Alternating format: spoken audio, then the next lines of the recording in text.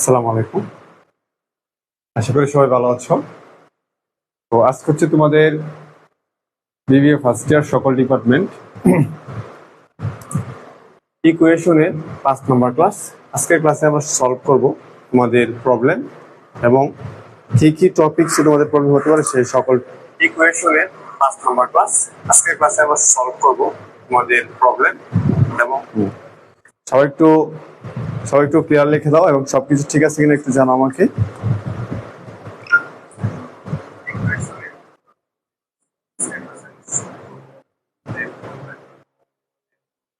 ওকে, দেখো সবকিছু ঠিক আছে কিনা। তোমরা সবাই একটু জয়েন করে ফেলো এবং তোমাদের ফ্রেন্ডদের একটু মেনশন করে দাও, ঠিক আছে? সবাই একটু জয়েন করে ফেলো এবং তোমাদের ফ্রেন্ডদেরকে মেনশন করে দাও।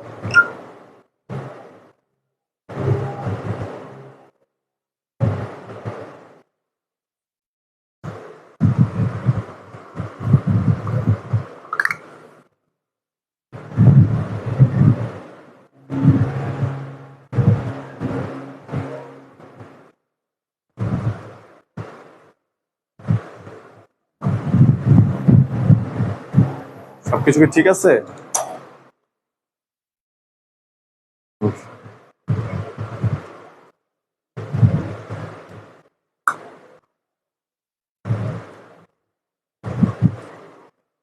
আচ্ছা, শামীম, জাহের আলভি, জামিল, ওয়ালাইকুম আসসালাম। হ্যাঁ, আলহামদুলিল্লাহ ভালো আছি।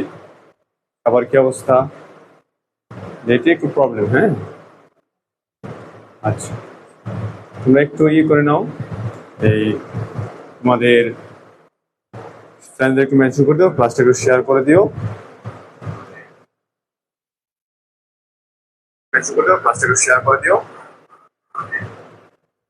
এখন আর সাউন্ড আসবে না, আমি গেট লাগাই দিছি।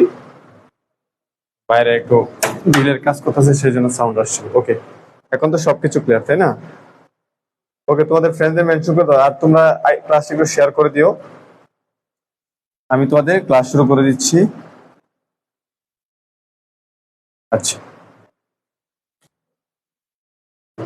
তো আজকে আমাদের আলোচনার বিষয় হচ্ছে টেবুলার অ্যানালাইসিস বা ইকুয়েশন। তোমরা সবাই জানো যে আমরা ইকুয়েশনের উপরে আমরা ধারাবাহিকভাবে ক্লাস নিয়েছি। তো আমাদের ক্লাসটা কিন্তু শুধুমাত্র একটা ডিপার্টমেন্টের জন্য না, এখানে 4টা ডিপার্টমেন্টের জন্য। বিবিএ কটা ডিপার্টমেন্ট? 4টা ডিপার্টমেন্টের জন্য ক্লাস হচ্ছে। বিবিএস এর যারা আছে ডিগ্রি ফার্স্ট ইয়ার তারাও করতে পারবো। National university, 7 college, public university, যারা এই টপিক তোমাদের বইয়ের মধ্যে আছে সবাই কিন্তু এই ক্লাসটা করতে পারবো। মূল কথা হচ্ছে আমরা যে অঙ্কটা করতেছি এই বেসিক গুলো যদি তোমার জানা থাকে, তুমি যে কোনো ডিপার্টমেন্টে হোক, যে কোনো দেশে হোক, যে কোনো কান্ট্রিতে তুমি পড়াশোনা করো, যদি অ্যাকাউন্টে ইকুয়েশনটা তোমার সিলেবাসে থাকে তাহলে কিন্তু তুমি আমাদের ক্লাসগুলো করেই কিন্তু তুমি অ্যাকাউন্টে ইকুয়েশন সুন্দরভাবে সলভ করতে পারবা। আমরা ধারাবাহিকভাবে 1 থেকে 4টা ক্লাস দিয়েছিলাম, যে ক্লাসগুলা মধ্যে তোমাদের বেসিক থেকে শুরু করে বিভিন্ন ম্যাথ, বিভিন্ন টাইপের কথাগুলো বলা ছিল এবং বিভিন্ন টাইপের অঙ্কগুলো আমরা সলভ করেছি। তো আজকে আমরা যেই কথাগুলো বলবো সেই কথাগুলো হচ্ছে তোমাদের কিছু টপিকস, কিছু ট্রানজেকশন আছে যেগুলো হচ্ছে তোমাদের প্রবলেম হয়।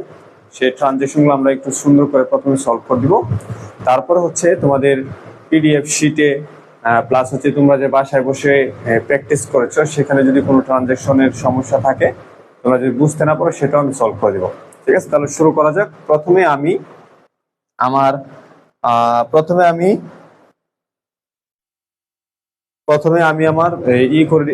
আমি আমার মতো করে কয়েকটা টপিকস একটু বুঝিয়ে দিব, যেন এই টপিকস গুলো তোমাদের অঙ্কে আসলে যেন প্রবলেম না হয়। তারপরে আমি তোমাদের যে প্রবলেম গুলো ছিল আমি ম্যাথ নাম্বার গুলো বলবো, সামনে এনে দিব, তোমরা বলবা যে স্যার এত নাম্বার এত সমস্যা, আমি তোমাদেরকে সলভ করে দেবো। ঠিক আছে, তো চলো আমরা গুরুত্বপূর্ণ টপিকস গুলো আগে আলোচনা করে নিই।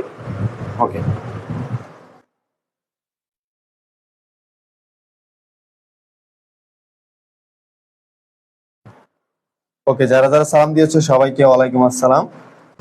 ওকে, তোমরা সবাই একটু সুন্দর করে কানেক্ট করে যাও আর করে নাও, ফ্রেন্ডদের একটু মেনশন করে দিও। আচ্ছা আচ্ছা, প্রথম যেটা আমরা আলোচনা করবো সেটা হচ্ছে ডেপ্রিসিয়েশন। ঠিক আছে, ডেপ্রিসিয়েশন নিয়ে আমরা একটু কথা বলি।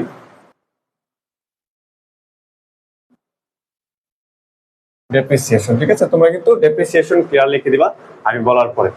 আচ্ছা, যখনই অঙ্কে বলা থাকে যে ডেপ্রিসিয়েশন চার্জ 10% অথবা তোমার ডেপ্রিসিয়েশন চার্জ 1000 টাকা, ঠিক আছে।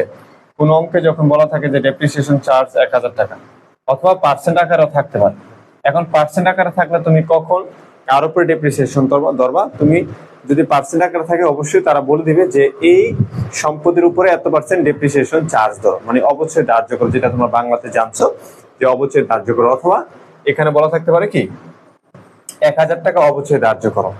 এখন কথা হচ্ছে তোমাকে অবশ্যই ধার্য করতে যে বললো, যদি সেই সম্পদটা বা সেই অ্যাসেটসটা যদি তোমার ট্রানজ্যাকশন অথবা ইকুয়েশনের মধ্যে থাকে সম্পদ পাশে, সেই ক্ষেত্রে যদি তোমার অবশ্যই ধার্য করতে বলে, ধরো প্লান্টের অবশ্যই ধার্য করতে বলো, কিসের প্লান্টের অবশ্যই ধার্য করতে বলো, তাহলে প্লান্টের যে ব্যালেন্সটা থাকবে সেই ব্যালেন্স থেকে 1000 টাকা কি করবা, মাইনাস করবা, কারণ প্লান্ট কি হবে তোমার কমে যাবে। এবং অবশ্যই হচ্ছে এক ধরনের খরচ, অবশ্যই কি ওই থেকে কি হবে মাইনাস হবে। তার মানে ডেপ্রিসিয়েশনের ক্ষেত্রে যদি যার আমরা ডেপ্রিসিয়েশনটা নির্ণয় করব তার কথাটা যদি ইন্ডিকেট করে বলা থাকে, ঠিক আছে, তো সেই ক্ষেত্রে আমরা সেখান থেকে যে সম্পদের কথা বলা থাকবে সেই সম্পদ থেকে আমরা মাইনাস করব এবং ওই থেকে মাইনাস করব, ঠিক আছে। এখন যদি মনে করো যে তোমার কোন সম্পত্তির অবচয় হয়েছে এরকম কিছুই বলা নেই, জাস্ট তারা বললো যে 1000 টাকা ডেপ্রিসিয়েশন হয়েছে, কি হয়েছে 1000 টাকা অবচয় হয়েছে বা 1000 টাকা ডেপ্রিসিয়েশন চার্জ করো। অথবা তুমি দেখলা যে এই অঙ্কে কোথাও তোমার মানে স্থায়ী সম্পত্তি নাই, ঠিক আছে। তার আরেকটা জিনিস বলে দেই, অনেক সময় দেখবা যে তোমার ডেপ্রিসিয়েশন চার্জ করা হয় বলে না যে কোন সম্পদের উপরে, তখন আনুমানিকভাবে যে স্থায়ী সম্পত্তি থাকে সেই স্থায়ী সম্পত্তির উপর ধরে নিতে হয় যে এটার উপরে চার্জ করা হয়েছে। তোমরা কিন্তু চাইলে এইভাবে সলভ করতে পারবা। কেন? কারণ হচ্ছে ডেপ্রিসিয়েশনটা কিন্তু একটা স্থায়ী সম্পত্তির উপরে হয়, যেহেতু ইন্ডিকেট করে বলে না যে 1000 টাকা চার্জ কার উপরে হয়েছে, সেক্ষেত্রে যে স্থায়ী সম্পত্তিটা আছে সেটা তোমরা মাইনাস করে দিয়ে মালিকানা সত্ত্ব মাইনাস করে দিলে তোমার অঙ্কটা হয়ে যাবে। কিন্তু আরেকটা অল্টারনেটিভ রাস্তা আছে, যদি মনে করো যে কার উপরে অবশ্যই ধরতে বলছে, সে অবশ্যই যে ধরা হয়েছে সে অবশ্যই অ্যাসেটস অথবা সম্পদ নির্দিষ্টভাবে তারা বলে নাই, সেই ক্ষেত্রে তুমি কি বলো, সেই ক্ষেত্রে তুমি অ্যাসেটস বা সম্পদ যেহেতু নির্দিষ্ট করে বলে নাই, সেই ক্ষেত্রে তুমি সরাসরি জাবেদায় চলে যাবে। আমরা জানি যে জাবেদা কি, ডেপ্রিসিয়েশন এক্সপেন্স কি, ডেপ্রিসিয়েশন এক্সপেন্স হচ্ছে কি ডেবিট, আর অ্যাকুমুলেটেড ডেপ্রিসিয়েশন কি, অ্যাকুমুলেটেড ডেপ্রিসিয়েশন কি ক্রেডিট। তো এটা হচ্ছে তোমার ডেপ্রিসিয়েশন এক্সপেন্স হচ্ছে খরচ, এই খরচের কারণে তোমার কি হবে, ওই বা মূলধন মাইনাস হবে। আর অ্যাকুমুলেটেড ডেপ্রিসিয়েশন হচ্ছে কি তোমার বিপরীত সম্পদ, এটা কি বিপরীত সম্পদ, সেই জন্য সম্পদের বিপরীত পাশে মানে হচ্ছে এল ও ওনার্স ইকুইটি পাশে একটা ঘর করে নিবা অ্যাকুমুলেটেড ডেপ্রিসিয়েশন, অ্যাকুমুলেটেড ডেপ্রিসিয়েশন ঘর করে নিয়ে ওইখানে যে পরিমাণ টাকাটা বলবে সেটা কি করে দিবা, প্লাস করে দিবা। সবাই একটু ডেপ্রিসিয়েশন ক্লিয়ার লিখে দাও, আমি পরবর্তী টপিকসে চলে যাবো, ঠিক আছে। এইগুলো তোমাদের প্রবলেম হবে, সবাই একটু ক্লিয়ার লিখে দাও। এর মাঝখানে আমি আবার বলে দিচ্ছি, যদি কোন কার উপর ডেপ্রিসিয়েশন ধার্য করা হবে সেটা একদম পারফেক্টলি ভাবে বলা না থাকে, তাহলে তুমি কিন্তু ওই থেকে মাইনাস করে দিবা এবং কি অ্যাকুমুলেটেড ডেপ্রিসিয়েশন একটা কি দায় পাশে একটা ঘর তৈরি করে তুমি সেটা প্লাস করে দিবা। আর যদি বলা থাকে সম্পদ, তাহলে এই সম্পদটা মাইনাস হবে এবং ওই কি মাইনাস হবে। আশা করি তোমরা সবাই বুঝতে পেরেছো যে তোমাদের এই প্রবলেমটা হয়। ওকে, এখন আমি চলে যাবো হচ্ছে কি সাপ্লাইস,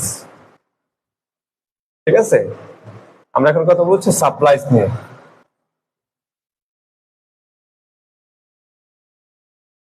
সাপ্লাইস, ওকে।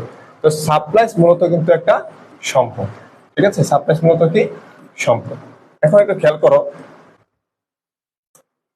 যখন সাপ্লাইস পারচেস করে, ধরো সাপোজ তোমার 10,000 টাকার সাপ্লাইস কি করা হয়েছে, পারচেস করে, যেটা সাপ্লাইসে প্লাস 10,000, নগদ কিনলে নগদ মাইনাস 10,000, ঠিক আছে। আর বাকিতে কিনলে 5,000 প্লাস 10,000। আচ্ছা, আমি ধরলাম যে নগদ মাইনাস কত 10,000, এটা ধরলাম ক্যাশ। ওকে, এখন আমরা যখন সাপ্লাইস কিনি তখন আমাদের ক্যাশ টাকা মাইনাস হবে অথবা সাপ্লাইস প্লাস হবে, মানে সাপ্লাইস কিনলে সাপ্লাইস পাবে, ক্যাশ টাকা কমবে অথবা 5,000 বাড়তে পারে। ওকে, এখন তোমরা দেখবা অনেক সময় অঙ্কেতে কি করে তারা, যে একটা পরিমাণ সাপ্লাইস তারা খরচ হিসেবে দেখায় ফেলে, ঠিক আছে। একটা পরিমাণ সাপ্লাইস তুমি কখনোই খরচ হিসেবে দেখাইবা না, কারণ সাপ্লাইস হচ্ছে একটা সম্পদ। যদি সাপ্লাইস খরচ হয় অথবা খরচের ইঙ্গিত দেওয়া থাকে অথবা তুমি বুঝতে পারো যে কোনো ট্রানজেকশনের মাধ্যমে তারা বলছে যে সাপ্লাইস এই পরিমাণ খরচ হয়েছে, তাহলে যে মাসের ট্রানজেকশন সেই মাসের লাস্ট ডেটে তোমাকে একটা কাজ করতে হবে। ধরো সাপোজ লাস্ট ডেট হচ্ছে 31 তারিখ। কি কাজ করতে হবে? তোমাকে যেহেতু ইঙ্গিত করেছে যে সাপ্লাইস ব্যবহার হয়েছে অথবা সাপ্লাইস হাতে আছে, এটার উপর ডিপেন্ড করে তুমি কিন্তু বুঝতে পারছো যে সাপ্লাইস কি একটা খরচ হয়েছে। তো কিভাবে লেখা থাকতে পারে? দুই ভাবে লেখা থাকতে পারে। আমি একটু টার্ম দিচ্ছি তোমাকে, দুই ভাবে লেখা থাকতে পারে। এক নম্বর হচ্ছে তারা এখান থেকে 10,000 সাপ্লাইস লেখা আছে 10,000। এক নম্বর তারা বলতে পারে যে মান্থ শেষে সাপ্লাইস ইউজ হয়েছে ধরো 7,000 টাকা। সাপ্লাইস কত ইউজ হয়েছে? 7,000 টাকা। এইভাবে তারা বলতে পারে যে সাপ্লাইস ইউজড 7,000 টাকা। হ্যাঁ, determine end of month supplies used 7,000 টাকা, মানে ইউজড মানে ব্যবহারের পার্টটা তারা বলে দেবে। তো যেহেতু সাপ্লাই 7,000 টাকা ইউজ হয়েছে, সেক্ষেত্রে তুমি কি করবা? 7,000 টাকা সাপ্লাইস থেকে মাইনাস করে দিবা, এবং সাপ্লাইস ইউজড বা ব্যবহার করা হচ্ছে একটা খরচ। খরচ হলে ওই থেকে কি হবে? মাইনাস হবে। ঠিক আছে, এটা ছিল যখন তারা ইউজড এর কথা বলবে। তুমি কিন্তু অবশ্যই মনে রাখবা যে তোমার এখানে যে সম্পদ আছে এর মধ্যে যতটুকু ব্যবহার হবে সেটাই কিন্তু মাইনাস হবে। যেহেতু এখানে ইউজড অথবা ব্যবহারের কথাটাই বলা আছে, সেজন্য এটাই যেহেতু মাইনাস হবে, এই ব্যালেন্সটা যেহেতু মাইনাস হবে, ব্যবহার অংশটা সেটাই কিন্তু আমরা কি মাইনাস করে দেবো। কারণ সাপ্লাইস ব্যবহার করলে আমাদের সাপ্লাইস কমে যাবে এবং খরচ হবে, এটা একটা খরচ হয়ে যাবে। সাপ্লাইসটা খরচ হলে মূলধনটা কমে যাবে। আচ্ছা, এরপরে হচ্ছে তোমাদের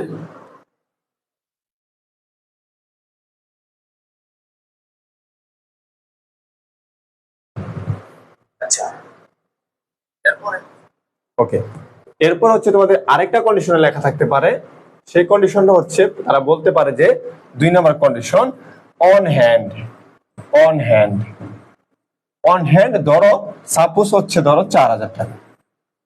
অনেক সময় তারা লাস্টে 31 তারিখে বলতে পারে যে সাপ্লাইস অন হ্যান্ড 4,000 অথবা সাপ্লাইস হাতে আছে 4,000।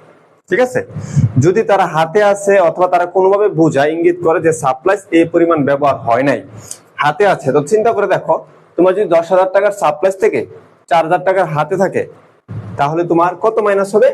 6,000 টাকার সাপ্লাইস তোমার ব্যবহার হয়ে গেছে। 10,000 থেকে যদি 4,000 টাকার সাপ্লাইস হাতে থাকে, তাহলে তোমার কয় হাজার টাকার সাপ্লাইস ব্যবহার হয়েছে? 6,000। তখন তুমি 6,000 টাকার সাপ্লাইস যেহেতু ব্যবহার হয়েছে, সাপ্লাইস থেকে 6,000 মাইনাস করে দিবা, এবং যেহেতু এটা খরচ, ওই থেকে কি করে দিবা? 6,000 মাইনাস করে দিবা। বুঝতে পেরেছো? আচ্ছা, এখন এই কাজটা তুমি কখন করবা? যখন তারা 31শে ডিসেম্বর কন্ডিশন 1 এবং কন্ডিশন 2 তে যদি তারা কিছু বলে দেয়।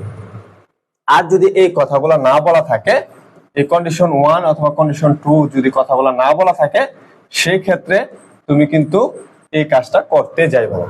ঠিক আছে, অনেক বই দেখবা এটা করে।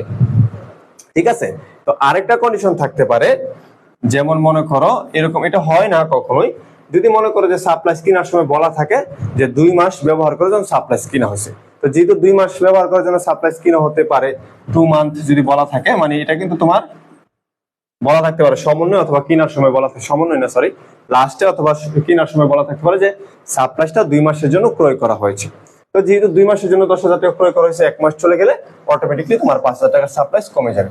কিন্তু কোনোভাবে যদি ইঙ্গিত করে তারা না বলে, সেক্ষেত্রে তুমি সাপ্লাইসের অ্যামাউন্টের কিছু করার দরকার নেই, যেভাবে আছে সেভাবে থাকবে, তুমি অঙ্ক ক্যালকুলেশন করে নিবা।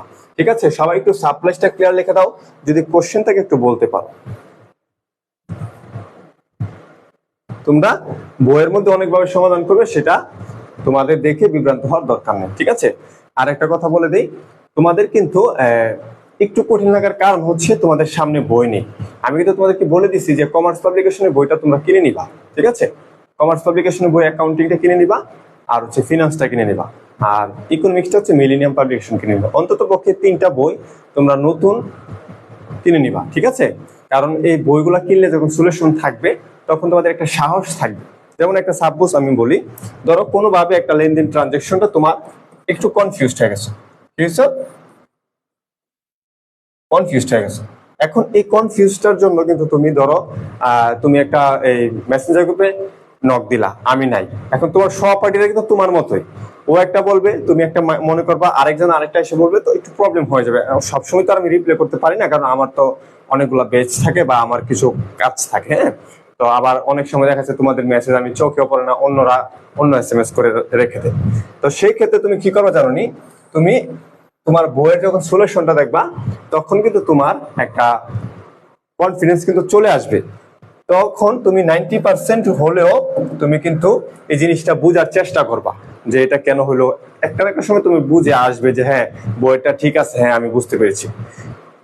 ঠিক আছে, তখন এই বই যদি তুমি না দেখো বা বেশি করে প্র্যাকটিস না করো, বিশ্বাস করো আমি একটা সহজ ম্যাথ দিব, যারা পরীক্ষা করতেছে আমার কথাটাকে মনে করো আমি 4টা ইকুয়েশন ক্লাস করাইছি, তুমি 4টা কোন অঙ্ক বাসায় করো না হোমওয়ার্ক করবে, আমি তোমাকে 1 সপ্তাহ বা 15 দিন পরে সহজ একটা ম্যাথ দিব, তুমি কোথাও না কোথাও পেস লাগাইবা। আর যারা প্র্যাকটিস করতেছো সবগুলা বইয়ের ম্যাথ বোঝার চেষ্টা করতেছো, আমি যদি আর কঠিন ম্যাথ দিই তুমি সেটা সলভ করে নিতে পারবে। আমি আসলে বুঝাইতে পারছি কিনা তোমরা বুঝে নিও একটু। অন অ্যাকাউন্ট হচ্ছে বাকি, ঠিক আছে, অন অ্যাকাউন্ট মানে হচ্ছে বাকি। অন অ্যাকাউন্ট মানে কি, যদি কোনো কিছু অন অ্যাকাউন্ট বলা হয়, বিল্ড বলা হয়, সেগুলা কি ধরে নিতে হবে, বাকিতে ধরে নিতে হবে। অন অ্যাকাউন্ট, বিল অথবা কোম্পানির নাম থাকে কি বাকিতে ধরে নিতে হবে। আচ্ছা, আশা করি তোমাদের সাপ্লাইসে কারো সমস্যা নেই ইনশাল্লাহ।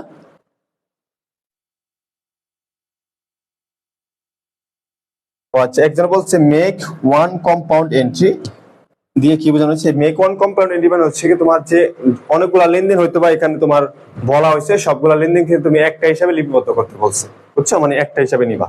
ওকে, আশা করি বুঝিয়ে দিব। ওকে ওকে, এখন আমাদের টপিকটা হচ্ছে আমরা কথা বলবো 3 নম্বর টপিক নিয়ে, আমি যেগুলো তোমাদের জন্য বের করে নিয়ে আসছি, ঠিক আছে। আচ্ছা, ব্যাড ডেটস। ওকে, এটা হচ্ছে কুঋণ বা অনাদায়ী পাওনা, তোমরা এটা জানো, ঠিক আছে, কুঋণ বা অনাদায়ী পাওনা। ওকে, এখন তোমরা অনেক সময় দেখবা যে ব্যাড ডেটস কিন্তু থাকতে পারে, যে 1000 টাকা ব্যাড ডেটস করা হলো, ঠিক আছে, 1000 টাকা ব্যাড ডেটস বা অনাদায়ী পাওনা সঞ্চিতি ধার্য করা হলো 1000 টাকা। তখন তোমরা এটা কি করবে জানো নি, যদি দেনাদার থাকে তাহলে অবশ্যই দেনাদার থেকে কি করে দিবা, 1000 টাকা মাইনাস করে দিবা। কারণ এটা হচ্ছে এই ব্যাড ডেটস এর কারণে দেনাদারের পরিমাণ কমে, এবং এই ব্যাড ডেটসটা হচ্ছে কি খরচ, ব্যাড ডেটসটা কি খরচ, বুঝছো। তো খরচ হলে কি অবশ্যই ওই বা মূলধন কমবে।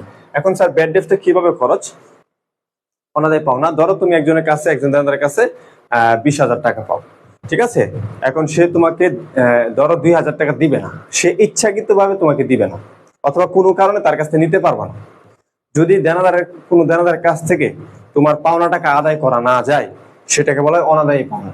অবশ্যই এটা আমাদের বিজনেসের জন্য কি খরচ। এখন যদি ব্যাড ডেট থাকে তাহলে কি আমাদের এ আর মাইনাস হবে, আর ওই এ কি মাইনাস হবে, আমাদের দেনাদার কমবে মাইনাস এবং মূলধন কমবে মাইনাস, ঠিক আছে।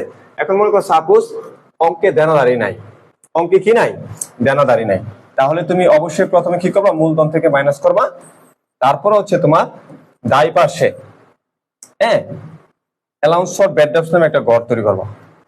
Allowance for bad dates, allowance for bad dates, এটা হচ্ছে তোমার অ্যালাউন্স ফর ব্যাড ডেটস নামে ঘর তৈরি করে ওইখানে জাস্ট টাকাটা কি করে দিবা, প্লাস করে দিবা।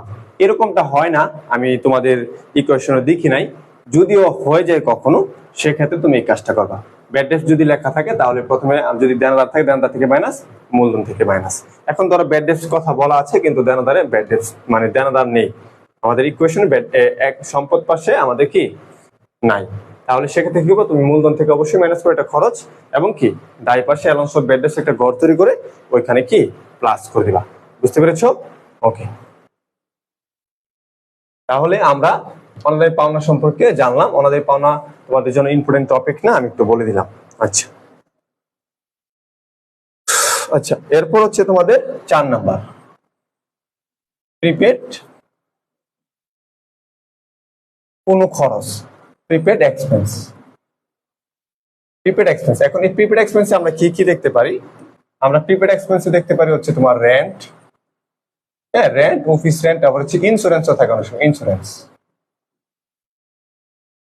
ঠিক আছে, ইন্স্যুরেন্স থাকে, বা যাই হোক যে কোনো ধরনের প্রিপেড এক্সপেন্স হোক, রেন্ট হোক, ইন্স্যুরেন্স হোক, অথবা তোমার স্যালারি হোক, ঠিক আছে। যখন এইগুলা তোমার ধরো চলতি মাসের জন্য, শুধুমাত্র যা যদি বলে 1 মাসের জন্য, ধরো জানুয়ারি চলতি মাস, বাংলাতে লিখে দিচ্ছি, ঠিক আছে, চলতি মাসের জন্য দেওয়া হয়, তখন এটা খরচ কি হবে, এটা খরচ হবে।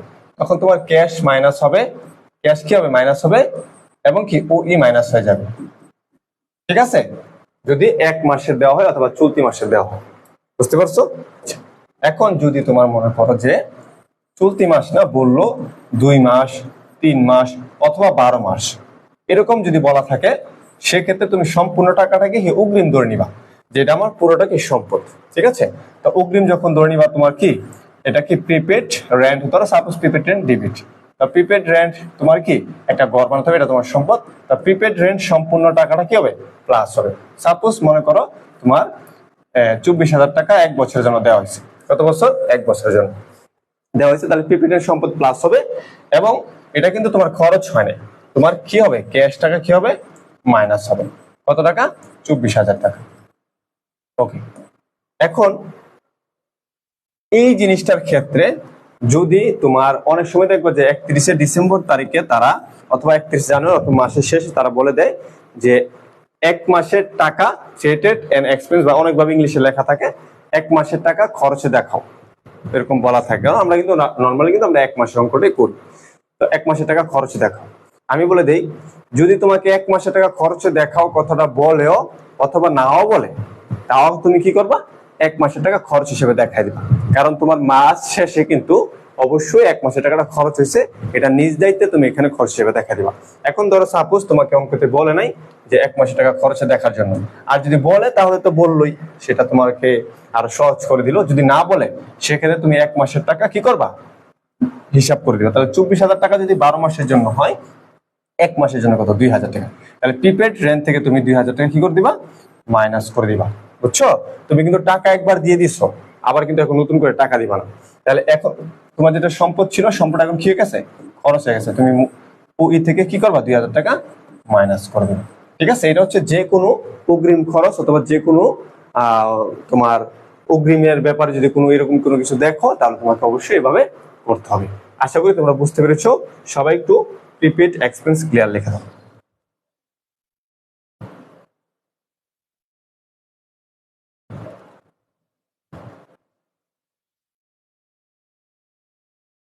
সবাই প্রিপেড এক্সপেন্স ক্লিয়ার লিখে দাও। আচ্ছা, আমি কিন্তু তোমাদের সমস্যাগুলো সলভ করে দিব একটু পরেই। আচ্ছা,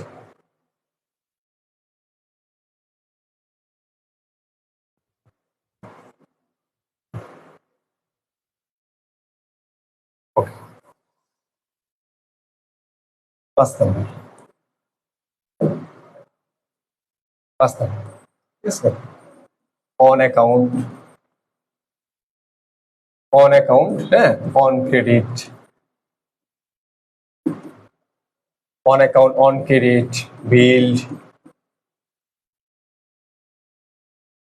ঠিক আছে, অথবা শুধু ক্রেডিট,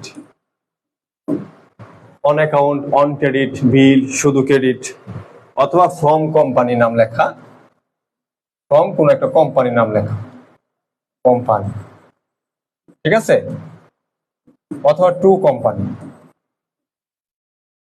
টু কোম্পানি। এগুলা লেখার মানে হচ্ছে তোমার যে লেনদেন গুলো হয়েছে, যদি ক্যাশের কথা উল্লেখ না থাকে কোনোভাবেই, এগুলা কি বাকিতে লেনদেন। ঠিক আছে, বাকিতে লেনদেন হবে।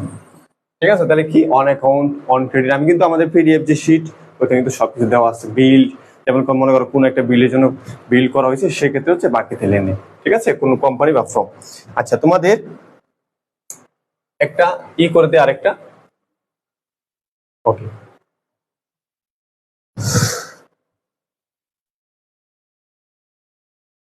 ওকে, এখন তোমাদের আরেকটা জিনিস বুঝাই দেই। 6 নাম্বার পয়েন্ট, তোমরা অনেক সময় মনে করো যে বিল রিসিভ করা মানে কি তুমি টাকা পাইছো, কি বিল রিসিভ। ঠিক আছে, বিল রিসিভ করা মানে তুমি মনে করো টাকা পাইছো। তো মনে রাখবা, যদি তুমি কোনো ইউটিলিটিস, ধরো পানির বিল, বিদ্যুৎ বিল, গ্যাস বিল, অথবা তোমার বিজ্ঞাপন বিল, ঠিক আছে, তুমি তো আর বিজ্ঞাপন দাও না, তুমি প্রতিষ্ঠানে বিজ্ঞাপন দাও, এরকম লেখা আছে যে তোমার টিভি চ্যানেল আছে, যদি উপরে লেখা থাকে যে তোমার একটা টিভি চ্যানেল আছে, তাহলে হ্যাঁ তুমি বিজ্ঞাপন দাও, বিজ্ঞাপন দেওয়া তোমার জন্য আয় হবে। কিন্তু নর্মালি আমরা যখন দেখি যে কারো বিজ্ঞাপন দিচ্ছে, আমরা বিল পাইছি, অথবা পানি বিল পাইছি, গ্যাসের বিল পাইছি, অথবা বিদ্যুৎ বিল পাইছি, অথবা ওয়াইফাই বিল পাইছি, অথবা ইন্টারনেটের বিল পাইছি, এগুলো আমরা অনেক সময় মনে করে নেই কি যে আমরা মনে হয় টাকা পাইছি। আসলে না, আসলে আমরা যে এগুলা ব্যবহার করছি সেই জন্য তারা আমাদেরকে কি দিয়ে গেছে, তারা আমাদেরকে লিখিত একটা বিল দিয়ে গেছে, ঠিক আছে, কোম্পানির নাম টাম লেখা থাকে এভাবে লেখা একটা বিল দিয়ে গেছে, ধরো পরিমাণ হচ্ছে কত টাকা, 500 টাকা। এই যে বিলটা আমাদের কাছে দিল, এটা আমাদের খরচ হলো আর একদিকে দায় বাড়লো, কারণ আমরা কিন্তু বিল রিসিভ জাস্ট করেছি, টাকা এখনো দেন। তো মনে রাখতে হবে যে বিল রিসিভ এর ক্ষেত্রে যদি এরকম মানে কোনো খরচ ক্ষেত্রে হয়, যেমন আমি যেগুলা বললাম এইসবের ক্ষেত্রে মনে করে নিতে হবে যে আমরা কি ব্যবহার করেছি, বিল এখনো দেয়নি, ঠিক আছে। তো সেক্ষেত্রে আমাদের কি হবে, আমাদের মূলধনের পরিমাণ কমবে এবং বিলের জন্য একটা দায়ের ঘর বানাতে হবে। আর যদি মনে করো আমরা সার্ভিস দিচ্ছি সেক্ষেত্রে আমরা বিল করেছি, ঠিক আছে, অথবা আমরা বিল দিয়েছি, সেক্ষেত্রে এটাকে আমরা ধরে নেবো কি দেনাদার, মানে আমরা বাকিদের সেবা দিচ্ছি, বুঝতো?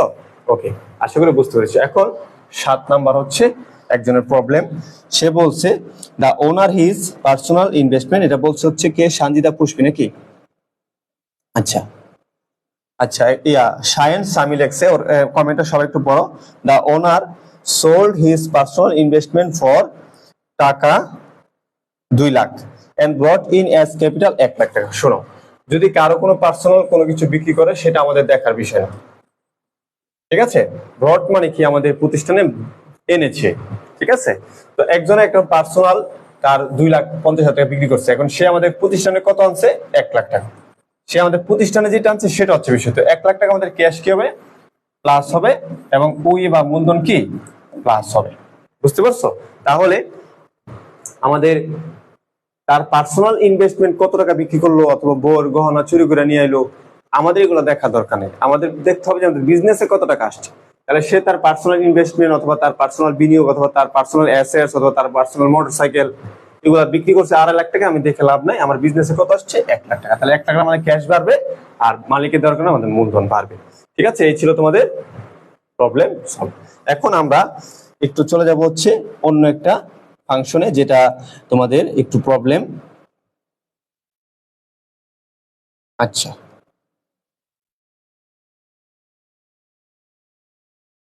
ওকে, এখন আমি তোমাদের নিয়ে যাব হচ্ছে তোমাদের যে পিডিএফ শিটে, যেখানে হয়তোবা তোমাদের আর কোনো সমস্যা থাকলে আমাকে বলতে পারো। আর 15 নাম্বারের C15 নাকি 14 নাম্বার তোমাদের একটু আমি বলে দিচ্ছি, হেল্প করো।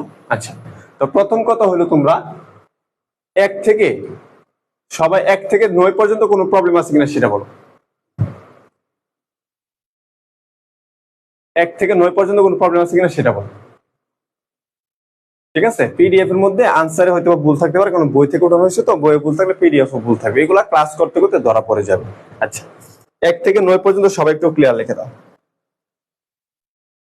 হাই হাই, 2 এর প্রবলেম আছে, 2 এর 25, 28, 31। 7 এর প্রবলেম আছে। আচ্ছা, 2 এর 25, 28, এটা হচ্ছে তামান্না শেখদার, 2 এর 25, 28, 31।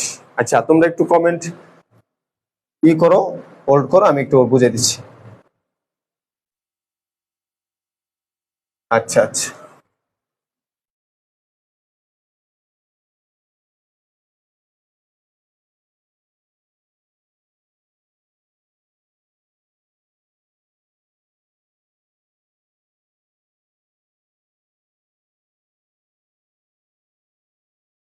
ওকে, খেয়াল করো। একজন হচ্ছে 2 এর কত জানি,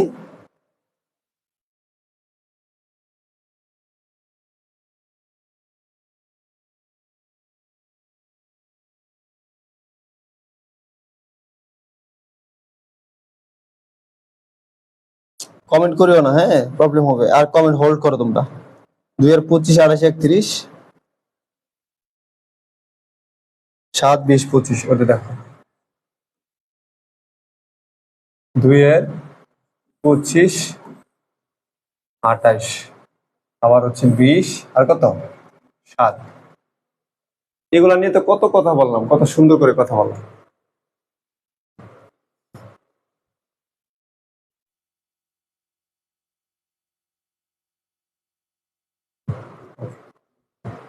এখন মাত্র এগুলো বুঝাইলাম। আচ্ছা, খেয়াল করে আমি একটু বুঝাই দিই তোমাদেরকে, যেন সুবিধাটা সমস্যা সলভ হয়ে যায়। আচ্ছা, বা এটা তো ক্যাবিনেট দরবার, এটা হচ্ছে অফিস ইকুইপমেন্ট। তোমাদের আসলে সুযোগ দিলে অনেক কিছু ভাই, এমন এমন প্রবলেম বলছে এগুলো কিছুই না। দেখো 7 নাম্বার কি বলছে, পেড 3000 টাকা cash for advertising bill for the month of January and February. এখানে 2 মাসের কি করা হয়েছে, অ্যাডভার্টাইজিং বিল মানে বিজ্ঞাপন বাবদ দেওয়া হয়েছে। তো যেহেতু এটা 2 মাসের জন্য দেওয়া হয়েছে, তুমি এটা কি ধরবে, সম্পদ ধরে নিবে। প্রিপেড ইন্স্যুরেন্স প্লাস হবে আর ক্যাশ মাইনাস হবে। প্রিপেড ইন্স্যুরেন্স 3000 টাকা প্লাস, ক্যাশ হচ্ছে মাইনাস। ওকে, এরপর হচ্ছে 20 number, service standard and earn 12,000 টাকা বাট নট ইয়েট রিসিভ। তোমরাই বলো যে এইসব প্রবলেম কাদের থাকে, যারা প্র্যাকটিস করে না তাদের এইসব প্রবলেম থাকবে। ঠিক আছে, এটা কিন্তু কোনো প্রবলেম না। এখানে বলা হয়েছে সার্ভিস স্ট্যান্ডার্ড, সেবা প্রদান করা হয়েছে এন্ড আর্ন, উপার্জন করা হয়েছে 12,000 টাকা। তুমি 12,000 টাকা সেবা দেওয়া মানে কি তোমার 12,000 টাকা উপার্জন হয়েছে, বাট নট ইয়েট রিসিভ, তুমি এখনো টাকা পাও নাই। তাহলে কি বাকিতে সেবা দিচ্ছ, তাহলে এ আর কি, এ আর প্লাস, আর যেহেতু এটা আই, সেবা দেওয়া আই, ওই প্লাস। Okay good. এরপর হচ্ছে ব্রড 8,000 টাকা from Sonali bank against notes payable. আমরা সোনালী ব্যাংক থেকে 8,000 টাকা ধার করেছি এগেইনস্ট নোটস পেয়েবল। শোনো, এটা তোমরা আসলে ঝামেলা করা একটা বিষয়, আমি কত সুন্দর করে বুঝাইছি। আমি 8,000 টাকা ধার নিছি, আমার ক্যাশ কি হবে, প্লাস হবে। আমার ক্যাশ কি প্লাস, কারণ আমি ধার আনছি 8,000 টাকা, আমার ক্যাশ প্লাস হয়েছে। এখন আমি যদি শুধু ব্যাংক লোন নিতাম, নর্মালি যদি ব্যাংক লোন নিতাম, তাহলে ব্যাংক লোন দায় পাশে কি হতো, ব্যাংক লোন দায় পাশে আমার কি হতো, একটা গড় হয়ে আমার প্লাস হতো। অথবা শুধু লোন যদি নিতাম, তাহলে লোন একটা গড় হয়ে আমার প্লাস হতো, তাই পারতো। কিন্তু আমি যে ধার করলাম, এই ধারটা কিন্তু শুধুমাত্র ব্যাংক লোন বা এমন কিছু করিনি, আমরা কিন্তু নোটস পেয়েবলের মাধ্যমে ধার করছি, মানে একটা পেপারসে সাইন করে ধার করছি। তাহলে আমরা যেহেতু দান করছি, নোটস পেয়েবল একটা দায়, সে দায়টা কি হবে, দায় পাশে একটা গড় হবে, এটা প্লাস হবে। বুঝতে পেরেছো? এই C2 তো আমি লাইভে করাইছি, এটা তো আমি সলভই করাবো না। C2 লাইভে করাইছি, তোমরা কি ক্লাস দেখো নাই? তামান্না শিকদার ক্লাস দেখো নাই C2 এর?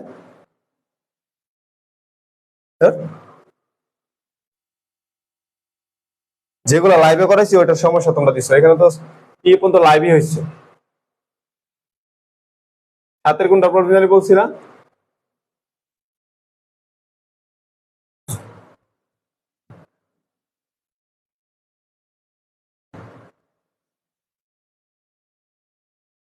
যেটা লাইভে করেছি সেটা যদি বলো, সে তাহলে কি হবে, 7 এর 21 30।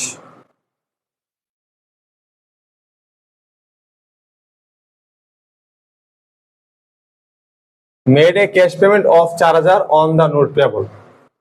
made a cash payment 4,000, আমরা 4,000 টাকা দিয়ে দিচ্ছি অন দা নোটস পেবল, মানে নোটস পেবল বাবদ যে আমরা টাকা আনছি বা ধার আনছি, আমরা সেক্ষেত্রে 4,000 টাকা দিয়ে দিছি।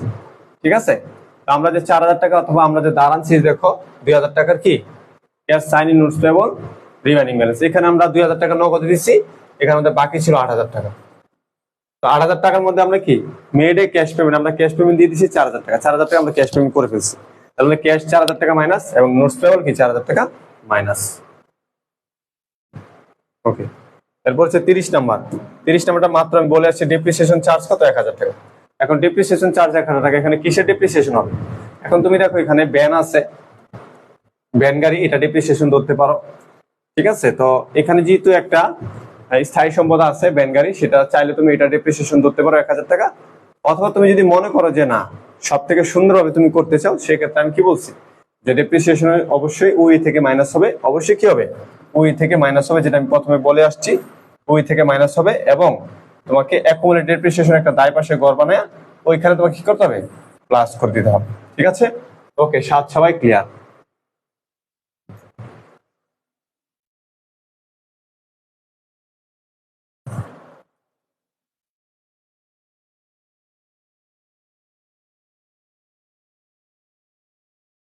তুমি ক্লাস না করলে ক্লাসটা দেখে নিবা, আমরা যেগুলো লাইভ করেছি ওগুলো দেখে নিবা।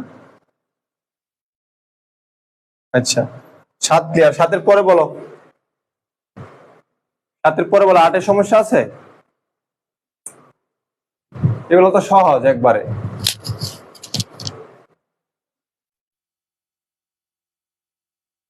7 17টা একটু প্রবলেম।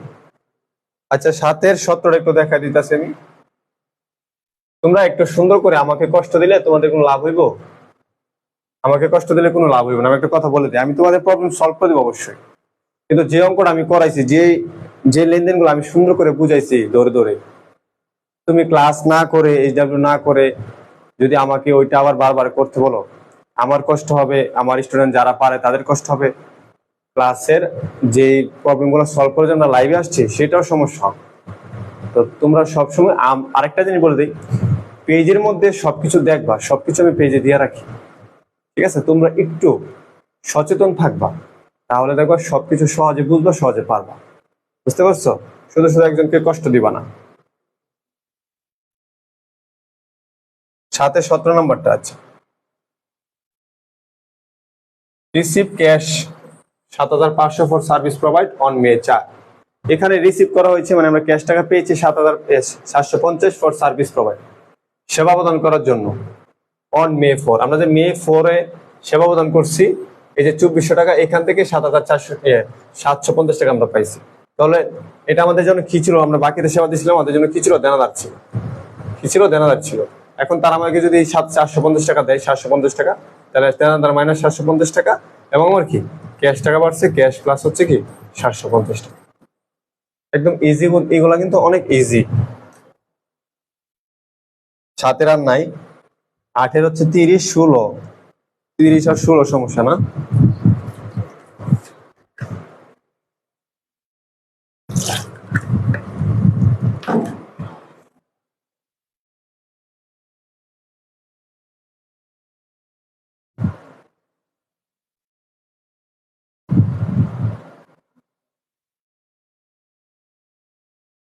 আটের হচ্ছে 30 আর 16। ওকে, এটা 8। 30 কত নাম্বার? 30 বলো। এখানে 3টা 30 আছে। 16 নম্বরটা বুঝায়। বিল পেশেন্ট, বিল পেশেন্ট মানে হচ্ছে আমরা পেশেন্ট দেখছি, অথবা আমরা পেশেন্ট, ধরো হসপিটাল, এটা কি ইয়াটা, এই দেখো মেডিকেল সায়েন্স, ঠিক আছে? এটা মেডিকেল, ঠিক আছে? তো Zahid bachelor degree in medical science, say medical সায়েন্সে পাস করে জাহিদ মেডিকেল সেন্টার, সে একটা মেডিকেল দিছে। এখন সে যদি মেডিকেল দেয়, বিল পেশেন্ট মানে পেশেন্টের মানে পেশেন্টকে সে সেবা দিছে বিভিন্ন ভাবে। ধরো সে ছোটখাটো একটা অপারেশন করছে এবং অন্যান্য সেবা দিয়ে তার কত 40,000 টাকা বিল হয়েছে ফর ট্রিটমেন্ট। আচ্ছা, চিকিৎসা সেবার জন্য কি 40,000 টাকা বিল হয়েছে ফর সার্ভিস রেন্ডার। এখন বিল পেশেন্ট মানে কি? এই যে বিল মানে কি? জাস্ট শুধুমাত্র বিল হয়েছে, টাকা এখন আদায় করা হয়নি। তাহলে আমাদের কি বাকিটা সেবা দিচ্ছে, আমাদের দেনাদার বাড়বে 40,000 টাকা। দেনাদার বাড়বে কত? 40,000 টাকা। এবং এটা তোমরা সেবা দিচ্ছে, সেবা হচ্ছে আয় বাড়বে কত? মূলধন বাড়বে হচ্ছে 40,000 টাকা। বুঝছো? এটা হচ্ছে সেটা, মানে বাকিতে একজন পেশেন্টকে দেখা হয়েছে।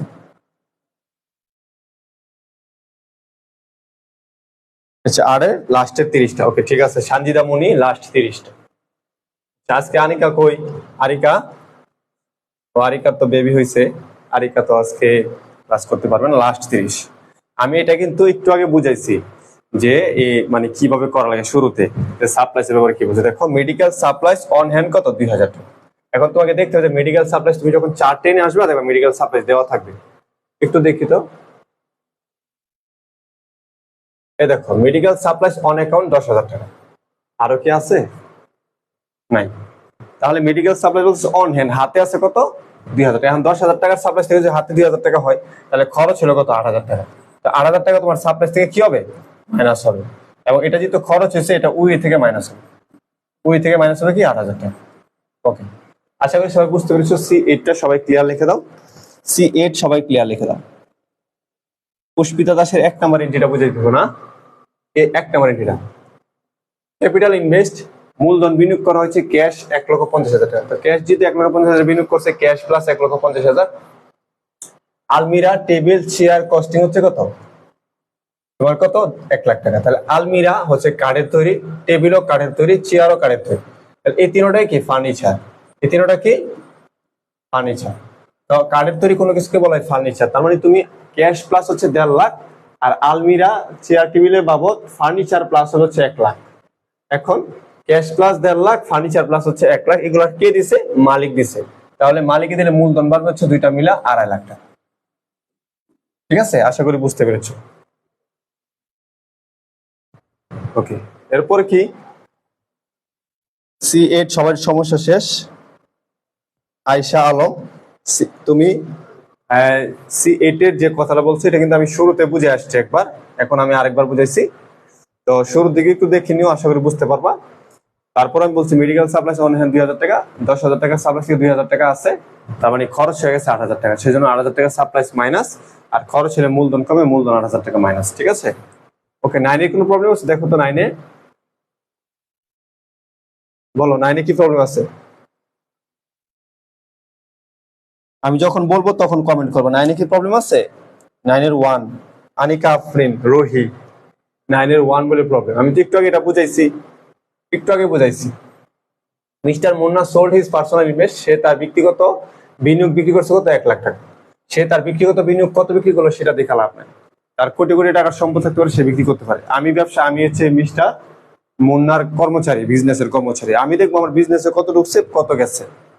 ঠিক আছে, এই সমান এল প্লাস ওই মানে কি? এই সমান এল প্লাস ওই মানে কিন্তু এটা মালিকের ওই না, এটা হচ্ছে বিজনেসের আর্থিক অবস্থাকে বোঝায়। ঠিক আছে, সবকিছু বিজনেসের চিন্তা করতে হবে। তো উনি তার ব্যক্তিগত যদি একটা জিনিস 1 লাখ টাকা বিক্রি করে, সেটা আমার দেখার বিষয় না। তবে ডিপোজিটেড 40,000 টাকা in the bank of account Munna delivers. এখন এই টাকাটা মুন্না ডেলিভার তার ব্যক্তিগত ইনভেস্টমেন্টটা বিক্রি করে সে তার মুন্না ডেলিভার্স নামে যে একটা প্রতিষ্ঠান খুলছে, সেই প্রতিষ্ঠানের ব্যাংক অ্যাকাউন্টে কত? সে 40,000 টাকা জমা দিচ্ছে। এখন যদি ব্যাংক অ্যাকাউন্টে 40,000 টাকা জমা দেয়, তাহলে ব্যাংক কি প্লাস হচ্ছে 40,000, ব্যাংক প্লাস কি 40,000। এখন সে কে মালিককে দিচ্ছে? মালিককে দিলে কি ক্যাপিটাল, ক্যাপিটাল প্লাস কত? 40,000 টাকা। ঠিক আছে, যা সে ব্যবসা আনবে সেটা হচ্ছে হিসাব। তাহলে ব্যাংক প্লাস 40,000, ক্যাপিটাল প্লাস 40,000। এখন তোমরা বলতে স্যার ক্যাশ দিচ্ছে, অনেক বইয়ে ক্যাশ দিচ্ছে। ঠিক আছে, তো এটা ব্যাংক দিলে সব থেকে বেস্ট হবে। ঠিক আছে, ব্যাংক হচ্ছে কি সব থেকে বেস্ট, তবে ক্যাশ দিলে যে হবে না এরকম না। আমি তোমাদের সাজেস্ট করবো ব্যাংক দিয়ে দিবা। ঠিক আছে, যেহেতু ব্যাংকের মধ্যে টাকাটা আছে। আচ্ছা, এরপরে কি?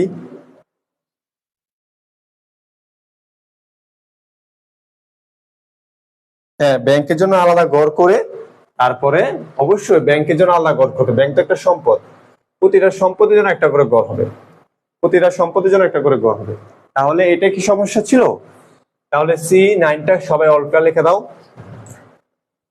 ব্যাংকের ঘর করতে হবে, ব্যাংকের ঘর করতে হবে। সানজিদা মুন্নি হচ্ছে 14, 18, 20, 25। ব্যাংকের অবশ্যই ঘর করতে হবে, বুঝতে পারছো?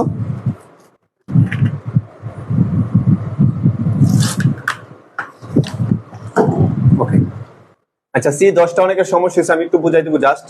C10 এর মধ্যে একটু বড় বড় লেনদেন, C10টার মধ্যে একটু বড় বড় লেনদেন আমি একটু বুঝাই দিই। এখানে বড় বড় লেনদেন দেখার কোনো ভয় নাই, কোনো ভয়ের কারণে। C10 দেখো, বিজ্ঞান and architecture practice by investing cash. তোমরা জানো যে আর্কিটেকচারাল জিনিসটা কি?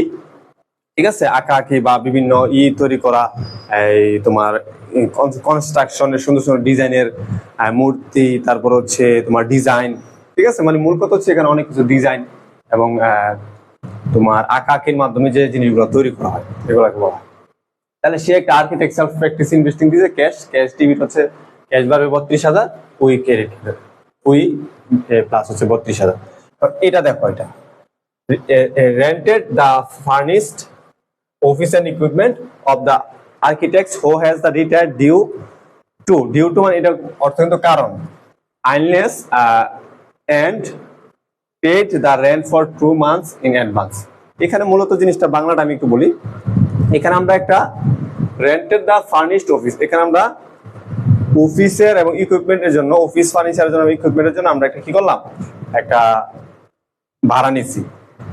Of an architect who had retired, যার কাছ থেকে ভাড়া নিছি সে রিটায়ার্ড নিছে, মানে সে অপশন নিছে। ধরো সে একজন আর্কিটেকচার ছিল, কোথায় কাহিনীটা কইছে, এটা বুঝছো, কোথায় কাহিনীটা কইছে।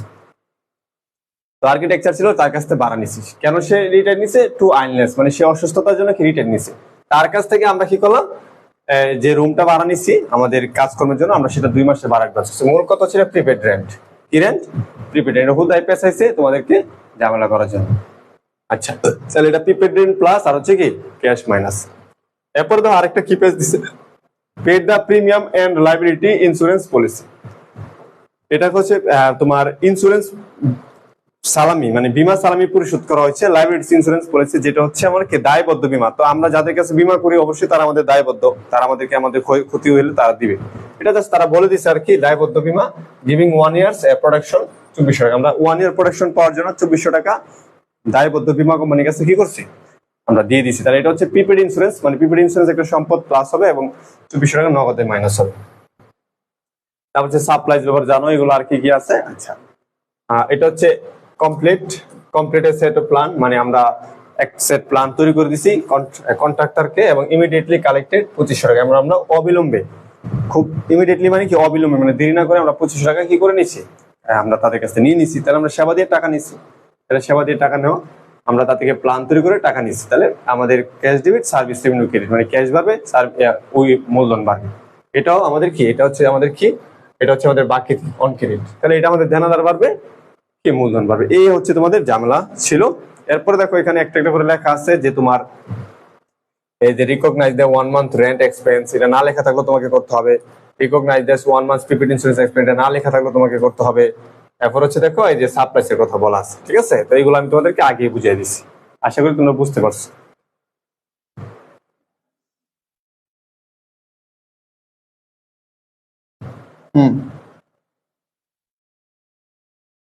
ওকে, এখন তোমাদের 14 নম্বরে যাই, ঠিক আছে। আচ্ছা, এই ছিল পারপেচুয়াল সিস্টেম। পারপেচুয়াল সিস্টেম নিয়ে আমি 2 মিনিট কথা বলি।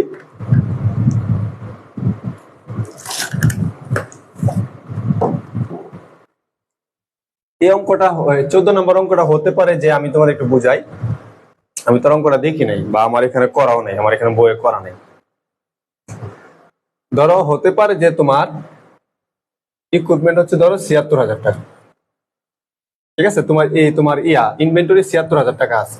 যারা করছো তারা বুঝবা, যারা করো না কিছু বুঝবে না। ইনভেন্টরি কত আছে, 76,000 টাকা আছে। কিন্তু তুমি অন্য একটা ইনভেন্টরি বেচতে গিয়ে দেখলা যে তোমার কস্ট বলছে কত, ধরো 80,000। খেয়াল করো, তোমার ইনভেন্টরি আছে 76,000, এখন 76,000 ইনভেস্ট করে অন্য একটা ইকুইপমেন্ট ধরো 1 লাখ টাকা সেল করছে, ওটার মধ্যে বলছে কি যে তোমার 80,000 টাকা হচ্ছে কি কস্ট, 80,000 টাকা কি কস্ট। এখন আমার কত হলো, আরে গেল, আমার কত হলো 76,000 টাকার তোমার ইনভেন্টরি যদি থাকে, তুমি 80,000 টাকা কস্ট কেমনে মাইনাস করবা, ঠিক আছে না, যে 80,000 টাকা তুমি কস্ট কেমনে মাইনাস করবে, বুঝছো। এখন এটা আসলে কখনোই হয় না, এটা কখনো হয়। ধরো আমি তোমাকে একটু বুঝাই, ধরো আমার কাছে এই 5টাই মার্কার আছে, এখন আমি কি 7টা মার্কার সেল করতে পারবো? -2 মার্কার কখনো হয়? কখনো কিন্তু হয়। তোমার পকেটে যদি 20 টাকা থাকে, আমি তোমার কাছ থেকে 30 টাকা নিতে পারবো না, কারণ -10 টাকা এটা কখনো হয় না। সম্পদের কিন্তু নেগেটিভ তুমি কখনো বের করতে পারবে না। তোমার একটা বাড়ি আছে, তোমার কাছে আমি 2টা বাড়ি নিতে পারবো না, কারণ মাইনাস একটা বাড়ি হতে পারে না। মাইনাস বাড়ি তুমি কই থেকে দেখাইবা? মাইনাস একটা অ্যামাউন্ট হতে পারে, মাইনাস কি হতে পারে, খাতায় লিখিত একটা অ্যামাউন্ট হতে পারে, কিন্তু বাস্তব পক্ষে কোনো সম্পদ তুমি মাইনাস করতে পারবো না, মাইনাস দেখাতে পারবো না যে আমার -2 লাখ টাকা আছে, হ্যাঁ, মাইনাস আমার 2টা চেয়ার আছে, এটা হয় না। তাহলে এখন 76,000 টাকা তোমার ইনভেন্টরি বা মজুদ পণ্য আছে, সেখানে এখন তোমার কস্ট কত করতে হবে, অবশ্যই মাইনাস করতে হবে 76,000 টাকা, 80,000 টাকা। এখন তুমি এই ক্ষেত্রে কি করবা? তো এটা আসলে প্রশ্ন হয়তো বা ভুল উঠছে, আর না হয়তোবা যে বোর্ড পরীক্ষায় হয়তোবা যে কোশ্চেনটা করা হয়েছিল, হয়তোবা তারা এটা ক্যালকুলেশন করে নাই যে আসলে যদি এখানে যদি আমি কস্ট 80,000 টাকা দেই, মানে সাপোজ কিন্তু আমি এটা বানাইলাম যে 80,000 টাকা দেই, তাহলে হয়তোবা এখানে শর্ট পড়তে পারে। হয়তোবা যারা প্রশ্ন করেছে এরকমটা আমাদের ক্ষেত্রে অনেক সময় হয় যে কোশ্চেনটা করার সময় হয়তোবা ক্যালকুলেশন করে দেখে নাই যে এটা এমন হয়েছে। তো এখন তো অঙ্কটা তো প্রশ্নটা তো ভুল হয়ে গেছে, এখন এটা একটা সমাধান কি হবে? তো সমাধানটা কি হবে একটু খেয়াল করো। তুমি 1 লাখ টাকা বিক্রি করছো, 1 লাখ টাকা তোমার ক্যাশ বিক্রি করলে 1 লাখ টাকা ক্যাশ কি হবে, প্লাস হবে, বুঝছো। এবং কি এই 1 লাখ টাকা আবার কোথায় যাবে, তোমার ক্যাশ কোথায় হবে, প্লাস হবে। তো 1 লাখ টাকা যদি প্লাস হয়, তাহলে ক্যাশ তুমি 1 লাখ পাইছো প্লাস। এখন তোমার সম্পদ মাইনাস কস্ট হচ্ছে 80,000, কিন্তু না, 80,000 তোমার ইনভেন্টরিতে নাই। তুমি কি করবা, এই 76,000 কে মাইনাস করে দিবা, মাইনাস কত, 76,000। তাহলে তুমি মাইনাস করে দিবা 76,000। তাহলে তোমার এখানে লাভ হইলো কত, 20 আর হচ্ছে 4, তাহলে 24,000 টাকা লাভ হয়েছে। এই 24,000 টাকা কোথায় নিয়ে যাবা, ইনভেন্টরিতে দিয়ে দিবা। এখানে নিচে একটা নোট লিখে দিবা যে ইনভেন্টরি এত টাকা না থাকায় আমরা যে ইনভেন্টরিটা ছিল আমরা সেটাকে কস্ট ভ্যালু দেখায় আমরা অঙ্কটা সমাধান করে দিয়েছি, বুঝছো। তো এই সমাধান করলেই কিন্তু আমাদের অঙ্কটা 10-এ 10 মার্ক স্যারে দিয়ে দিব। স্যারে বুঝা লাগবো আমি তো প্রশ্নই ভুল করছি, ওরা তো ভালো সমাধান করছে, বুঝছো? তো এরকম পরিস্থিতি যখন পড়বা তখন তোমরা এই কাজটা করে দিবা। আশা করি তোমাদের এই C14 এটাই প্রবলেম ছিল। যদি আরো কোনো প্রবলেম থাকে সেটা তোমরা বলতে পারো। সবাই একটু C14টা ক্লিয়ার লিখে দাও। সবাই C14টা একটু ক্লিয়ার লিখে দাও। তো এইসব অঙ্কের ক্ষেত্রে কিন্তু অনেক সময় তারা কস্ট ভ্যালু বলবে না, ঠিক আছে? কস্ট ভ্যালু তারা না বললে কি করবো, উপরে বলে দিব যে আমরা যতগুলা সেলস করব এটার কস্ট হচ্ছে 70% অথবা 75%, এইভাবে তারা বলতে পারে। এখানে না বললা তারা এখানে বলতে পারে যে আমরা যা সেল করব তার কস্ট কত 70%। তখন তুমি এটাকে 70% ধরে কস্ট নিয়ে, যেমন এটাকে 70% ধরে 70,000 টাকা, তার মানে 1 লাখ টাকা সেল করলে 70% কত 70,000 টাকা। এরকমও থাকতে পারে, ঠিক আছে? এরকমটাও হতে পারে, তবে তোমাদের ইকুয়েশন এটা দেয় না। তারপর আমি একটু বলে দিলাম।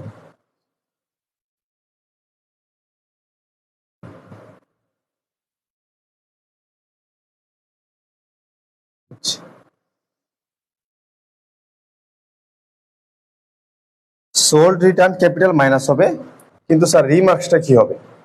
রিমার্কসটা তুমি এখানে সেলস রিটার্ন রেখে দিলে হবে, সেলস রিটার্ন রেখে দিলে হবে, ঠিক আছে? রিমার্কসটা সেলস রিটার্ন রেখে দিলে হবে।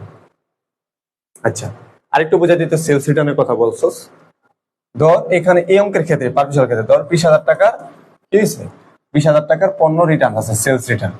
কি সেলস রিটার্ন, ঠিক আছে? সেলস রিটার্ন কত 20,000 টাকা। এখন এটার কস্ট আমরা যখন বিক্রি করছিলাম তখন এটার কস্ট দেওয়া ছিল হচ্ছে ধর 17,000 টাকা, ঠিক আছে?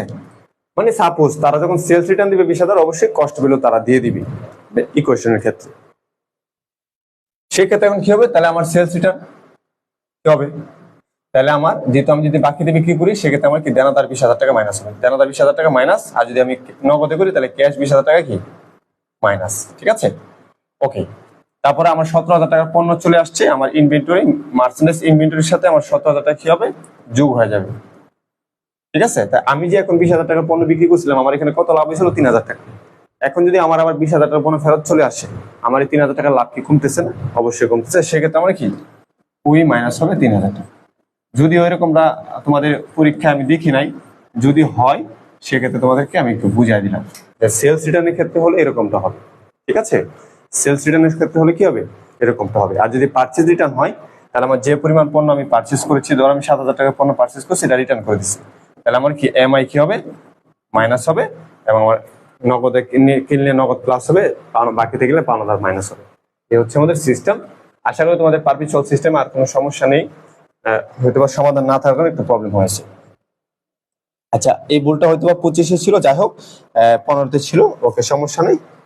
14 25 নম্বর এটা কি বলছে, রিটার্ন মার্চেন্ডাইজ সোল্ড অন 20 টাকা 5,000 কস্ট, এটা আমি বুঝাই দিচ্ছি। হ্যাঁ, এটা হচ্ছে তোমার কি, এটা তুমি দেখবা যে জুলাই 20 তারিখে কি নগদে বিক্রি করছো, বাকি দেয় জুলাই 20 হচ্ছে তুমি বাকিতে বিক্রি করছো, টু সাকিব মানে বাকি, তাহলে তোমার কি দেনাদার, এটা বুঝাইছি, দেনাদার কমবে হচ্ছে তোমার 5,000, আর 4,000 টাকা তোমার যেহেতু পণ্য বিক্রি করছিল চলে আসছে, তাহলে মার্চেন্ডাইজ প্লাস হবে 4,000, মার্চেন্ডাইজ প্লাস কি 4,000, দেনাদার মাইনাস 5,000, মার্চেন্ডাইজ প্লাস হচ্ছে 4,000, ঠিক আছে? মার্চেন্ডাইজ প্লাস কত 4,000। তো এখানে 5,000 টাকার 4,000 টাকার সম্পদ তুমি 5,000 টাকা বিক্রি করছিলা, তোমার 1,000 টাকা লাভ হয়েছে, এখন রিটার্ন আসার কারণে 1,000 টাকা আবার কি লস হয়ে যাবে, মানে 1,000 টাকা লাভ কমে যাবে। তাহলে সেক্ষেত্রে উই মাইনাস কত কত 1,000 টাকা, এটা উই মানে কি ওনার সিকিউরিটি মানে ক্যাপিটাল। হ্যাঁ, আচ্ছা ওকে, বুঝতে পেরেছি, আশা করি সমস্যা হবে না। আমি এগুলো কথা বলে ফেলছি তোমার কমেন্টের আগে। 16 নম্বরের জন্য আনিকার প্রবলেমটা কি, 16 নম্বর আনিকা আর হচ্ছে ইসরাত জান রাশমি নাকি রেশমি, 16 এর 21, আচ্ছা 16 এর 21 আর হচ্ছে 30, ওকে 16 আর 21 আর হচ্ছে 30, 16 হচ্ছে 21 আর হচ্ছে কত 30। আচ্ছা, ক্যাশ রিসিভ ফ্রম রানা, ও আচ্ছা আচ্ছা, হ্যাঁ হ্যাঁ, এটা এটা এটা সুন্দর একটা এন্ট্রি, একটু বুঝাই দিতে হবে, দেখো খেয়াল করো, এটা তোমাদের প্রবলেম হওয়ার কথাই, এটা তো আমি বুঝাই নাই। দেখো কি বলছি, সোল্ড মার্চেন্ডাইজ টু রানা, আমরা রানার কাছে বিক্রি করেছি বাকিতে কত 1,20,000 টাকা, কত আমরা বিক্রি করছি 1,20,000 টাকা, কস্ট 85,000 টাকা। তো এই সময়টা আমরা কি করব, এই সময়টা আমরা কি করব, এটা আমরা রানা অ্যাকাউন্ট রিসিভেবল প্লাস হবে কত 1,20,000 টাকা, আর কস্ট এটা হচ্ছে তোমার মার্চেন্ডাইজ ইনভেন্টরি মাইনাস হবে কত টাকা, মার্চেন্ডাইজ মাইনাস হবে কত টাকা 85,000 টাকা। এখানে লাভ কত হইলো 15 আর হচ্ছে কত 20, তাহলে 35,000 টাকা লাভ হয়েছে। তাহলে আমাদের ক্যাপিটালের সাথে প্লাস হবে 35,000 টাকা। শেষ। এটা হচ্ছে তোমাদের কত 21 নাম্বার লেনদেন, ঝামেলা কিন্তু শেষ। এটা হচ্ছে 21 নাম্বার লেনদেন, ঝামেলা শেষ। এরপর দেখো এখানে কি বলছে, একটা ট্রাম দিছে 2/10 and 30। তো 2/10 মানে কি, যদি তোমার টাকাটা 10 দিনের ভিতরে দিতে পারে তাহলে তারা 2% ছাড় পাবে, মানে রানা কত পার্সেন্ট ছাড় পাবে 2% ছাড় পাবে, বুঝছো? আর এখানে বলা আছে 30 দিনের ভিতরে টাকাটা দিতে হবে। এখন 10 দিনের ভিতরে দিতে পারলে রানার আমরা বলছি যে তুমি যদি টার্মস মানে শর্ত, তুমি যদি 10 দিনের ভিতরে দিতে পারো তোমাকে 2% টাকা ছাড় দিবে। এখন রানার চেষ্টা করবে 10 দিনের ভিতরে দেওয়ার জন্য, দিতে পারলে 2% ছাড় দিবে। গলা অনেক জ্বলতেছে। এবং N30 মানে কি, তোমাকে কিন্তু 30 দিনের মধ্যে টাকাটা দিতে হবে।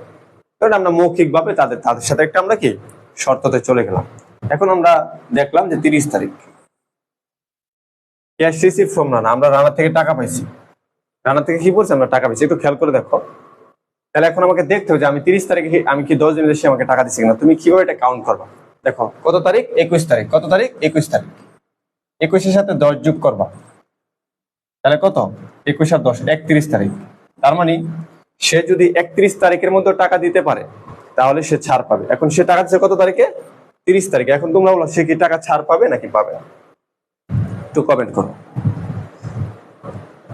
হ্যাঁ, আমরা ফিনান্স ক্লাস করি পেড। ফিনান্স সম্পূর্ণ কোর্সের জন্য 1500 টাকা দিব, আমরা সম্পূর্ণ বই শেষ করে দিব। প্রতিটা অধ্যায়ে এত সুন্দর করে তোমাদেরকে বুঝাবো, প্লাস হচ্ছে প্রত্যেকটা চ্যাপ্টারের পরে আমরা পরীক্ষা দিব, তারপরে নতুন অধ্যায় শুরু করবো। আর লাইভ ক্লাসে ছোটখাটো প্রবলেম থাকতে পারে, সেটা আমরা মেসেঞ্জার গ্রুপে সলভ করে দিব। তা ফিনান্সটা হচ্ছে আমাদের পেড পেজ, 1500 টাকা দিলে সম্পূর্ণ বই শেষ করে দিব। আর ইকোনমিক্সটা হচ্ছে 1000 টাকা দিলে সম্পূর্ণ বইটা শেষ হয়ে যাবে। অলরেডি তোমাদের ইয়ারে অনেকে ভর্তি হয়ে গেছে, তোমরা হয়তো জানো না। তোমরা যারা এখনো ভর্তির ব্যাপারে চিন্তা করতেছো, আমি মনে করি জলদি ভর্তি হয়ে যাও। কারণ কেন, 1 মাস ক্লাস করে যদি তোমার মনের মতো ক্লাস না হয়, টাকা তোমাকে ফুল ফেরত দিয়ে দিব। ঠিক আছে, এটা হচ্ছে আমাদের 11 ক্লাস একাডেমি, আমরা কারো টাকা জোর করে নিই না। ওকে, তাহলে আমরা বুঝতে পারলাম সে টাকা পাবে। এখন খেয়াল করো, আমি যদি তোমাদের একটু বুঝাই, তাহলে আমরা কিন্তু তার কাছে 1,20,000 পাইতাম। কত পাইতাম 1,20,000, কারণ আমরা কিন্তু পণ্যটায় আমরা যে বিক্রি করছি সেটা কিন্তু ভ্যালু ছিল 1,20,000 টাকা। এটা কিন্তু কস্ট ভ্যালুটা বাদ, এটা শেষ। এটা তো রানা জানেও না, বুঝছো না? রানার কি আমি কমু যে 25,000 টাকা কিনা তোর কাছে 1,20,000 টাকা বিক্রি করছে, 25,000 টাকা লাভ। রানা তো কইলে জীবন আর মাল কিনতে হইব না। 1,20,000 25,000 টাকা লাভ, অনেক লাভ, বুঝছো? তো এটা রানা জানেও না। আমি রানার কাছে কত পাই 1,20,000, আর ধর আমি ফোন 2টাতে কিনে আনছি, এটা দেখালাম না। আর 1,20,000 তোর কইছি রানারে, তুই যদি আমার টাকা দিয়ে যাস 10 মিনিটে 2% ছাড় পাবি। তো দেখো আমরা দেখি রানা কত পার্সেন্ট, 2% কত ছাড় পাই। তো 1,20,000 টাকাকে যখন তুমি 2% করবা, তখন সে তোমাকে টাকাটা দিবে না। 10 দিনের বেশি হলে টাকা পাইবো না, 10 দিনের ভিতরে বেশি হলে টাকা ছাড় পাইবো না। আমি একটু দেখাই যাচ্ছি, দাঁড়াও। ক্যালকুলেটরটা কই গেল? তোরে ক্যালকুলেটর করে তুই, বাহ।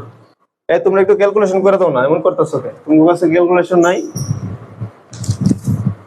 তোমরা একটু ক্যালকুলেটর করে দাও। 1,20,000 ইন্টু কত 2%, তাহলে এখানে 2,400 টাকা আসে। ঠিক আছে নাকি ঠিক নাই? আচ্ছা 2,400, এই 2,400 টাকা সে আমাকে দিবে না।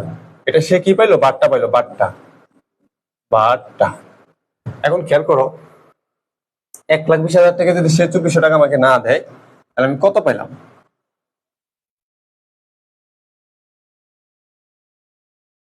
তাহলে আমি কত পাইলাম? তাহলে আমার ক্যাশ পাইলাম কত, ক্যাশ প্লাস হবে হচ্ছে 1,17,600। ঠিক আছে, ক্যাশ প্লাস 1,17,600। এবং এখানে যে আমি ছাড় দিলাম 2,400 টাকা, এটা আমার মূলধন বা ক্যাপিটাল কি মাইনাস হবে। ক্যাপিটাল মাইনাস হবে কত 2,400 টাকা।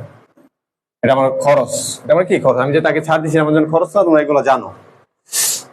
তাহলে আমার দেনাদার কমে যাবে কত, দেনাদার আমি তো তার কাছে 1 টাকা পাই না, তাহলে 1,20,000 টাকা আমার দেনাদার কমে যাবে। ঠিক আছে, এটা হচ্ছে সে যদি টাইমের মধ্যে টাকা দেয়। আর সে যদি টাইমের মধ্যে টাকা না দেয়, নারী কি করে, মনে করো সে টাইমের মধ্যে টাকা দিত না, তার দরকার নাই ডিসকাউন্ট, তো আমরা তার ডিসকাউন্ট দিব না।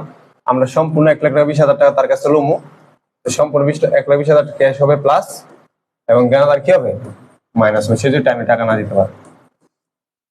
আমরা সুযোগ দিচ্ছি, সুযোগ যদি না নিতে চাই কিচ্ছু করার নেই। বুঝছো? ওকে, তাহলে আমরা এটা ক্লিয়ার না?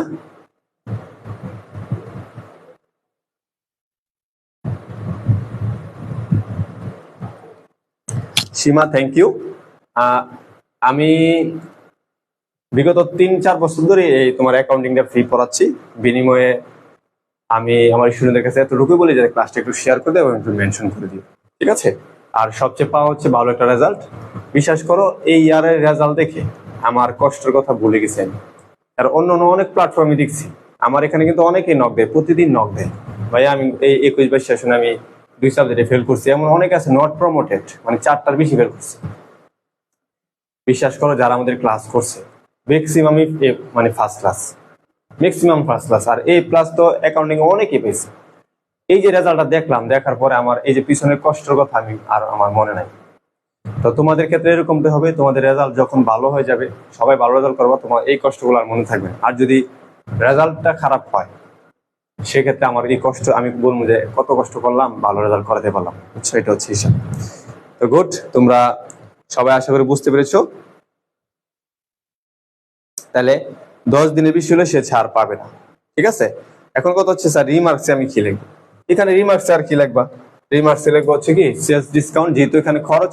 রিমার্কস মানে কি? মন্তব্য। মন্তব্যতে কি যায়? মানে খরচ, আয়, ব্যয়, উত্তোলন, 4টার তো মন্তব্য লাগে। তাহলে এখানে ডিসকাউন্ট, ডিসকাউন্ট লিখবো হচ্ছে ডিসকাউন্ট, সেলস ডিসকাউন্ট, এরকম খরচে মন্তব্য লিখলে হবে, ঠিক আছে? কোনো সমস্যা হবে না। ওকে, তোমাদের অনেক খুশি করে দেবো ইনশাল্লাহ। ফিনান্স এবং ইকোনমিক্স কোর্সে তোমরা অনেক খুশি হইবা ইনশাল্লাহ এবার।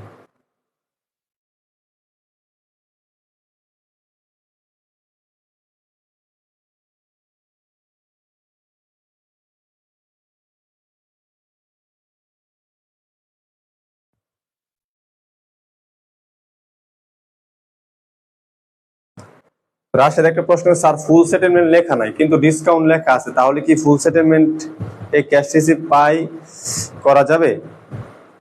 যদি ফুল সেটেলমেন্ট লেখা থাকে তাহলে মনে করবা যে তুমি মানে বারটা দিয়ে দিছো। আর যদি ফুল সেটেলমেন্ট না থাকে তাহলে তারিখ দেখবা যে তারিখ আছে কিনা। যদি তারিখ দেওয়া থাকে তাহলে তারিখের মধ্যে দিলে সে ফুল সেটেলমেন্ট হবে। আর যদি না দেয় তাহলে সম্পূর্ণ টাকা নিবা, ঠিক আছে? তো মূল কথা হলো ফুল সেটেলমেন্ট যদি লেখা না হয়, লেখা না থাকে, সেক্ষেত্রে তুমি ডিসকাউন্ট দিবা না, বুঝছো? আচ্ছা, ক্যাশ রিসিভ 10% ডিসকাউন্ট এমন লেখা কিন্তু ফুল সেটেলমেন্ট লেখা নাই, কিন্তু ফুল সেটেলমেন্ট হবে। হ্যাঁ, ফুল সেটেলমেন্ট হয়ে যাবে, কারণ তুমি তো একটা বার্তা দিয়ে দিছো। তো বার্তা দেওয়া মানে কি সম্পূর্ণ বাকি টাকা নিয়ে নিবা। আচ্ছা, সবাই একটু ক্লিয়ার লিখে দাও। এখানে তো আর কোনো প্রবলেম নাই না? আচ্ছা, 1 ঘন্টা 2 মিনিট হয়ে গেছে ক্লাসটা, আর ক্লাস বাড়ানো যাবে না। এখন তোমাদের দিয়ে দিচ্ছি, তোমাদের এক্সামটা কবে দিবা বলো?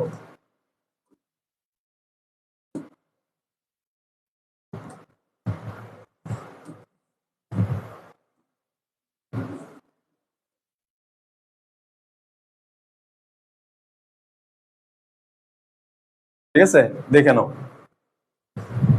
এক্সামটা, সবাই এক্সামটা দেখে নাও, সবাই প্রিপারেশন নাও। তোমাদের সবাইকে স্বাগতম আবারও একটা পরীক্ষায়। যারা এই পরীক্ষায় আবারও 10 মার্কস পাইবা, তাদের মার্কস গুলো কাউন্ট হবে এবং তোমাদের জন্য থাকবে 10 সেট বই। তো আশা করি যারা পরিশ্রম করতেছো, পরিশ্রমের ফল পাইবা। শুধুমাত্র আমার কাছ থেকে বই পাওয়ার জন্য না, তোমাদের কলেজের ডিপার্টমেন্টেও ইনশাল্লাহ তোমরা ফার্স্ট হইবা, ঠিক আছে? কারণ এটা আমার মুখের কথা না, আমার স্টুডেন্টরা এই বছর অনেকেই কলেজে ফার্স্ট হয়েছে, অনেকেই, বুঝছো? ম্যানেজমেন্ট ডিপার্টমেন্ট হয়েছে, মার্কেটিং থেকে হয়েছে, অ্যাকাউন্টিং থেকে হয়েছে, ফিনান্স থেকে হয়েছে। তোমরা এগুলা দেখলে বুঝতে পারবে। আচ্ছা, তাহলে এটা হচ্ছে তোমাদের থাকবে, এটা হচ্ছে 10 মার্কের এক্সাম হবে, ঠিক আছে? 10 মার্কের প্রশ্ন আমি নিজে তৈরি করব, 10 মার্কের এক্সাম হবে। আমি বলে দিচ্ছি তোমাদেরকে, তোমাদের প্রশ্নতে কি থাকবে। রিকোয়ারমেন্ট 1 থাকবে হচ্ছে কি ইকুয়েশন টেবুলার, ঠিক আছে? আর ছোট্ট করে 2 নাম্বার রিকোয়ারমেন্ট থাকবে হচ্ছে প্রুফ দ্যাট অ্যাকাউন্টিং ইকুয়েশন, ঠিক আছে? এটার জন্য থাকবে তোমাদের 8 মার্কস, আর এটার জন্য তোমাদের থাকবে হচ্ছে 2 মার্কস, বুঝছো? টেবুলারের জন্য থাকবে 8 মার্কস, আর প্রুফ দ্যাট থাকবে হচ্ছে 2 মার্কস, ঠিক আছে? আর অবশ্যই তোমরা ব্যালেন্স টেনে অঙ্কগুলো করবে, ঠিক আছে? যারা ব্যালেন্স টেনে অঙ্ক করবে না তাদের থাকবে হচ্ছে -1 মার্কস, ঠিক আছে? যারা ব্যালেন্স টেনে করবে না তাদের -1 মার্কস থাকবে। আর যারা ব্যালেন্স টেনে করবে তারা 110% পাবে। যারা ব্যালেন্স টান মানে অঙ্ক সম্পূর্ণটা হবে, তারপরও তোমরা কিন্তু 1 মার্কস কম পাইবা, আগেই বলে দিলাম। ওকে, সবাই ভালো থাকো, সুস্থ থাকো, দেখা হবে পরবর্তী ক্লাসে। আসসালামু আলাইকুম।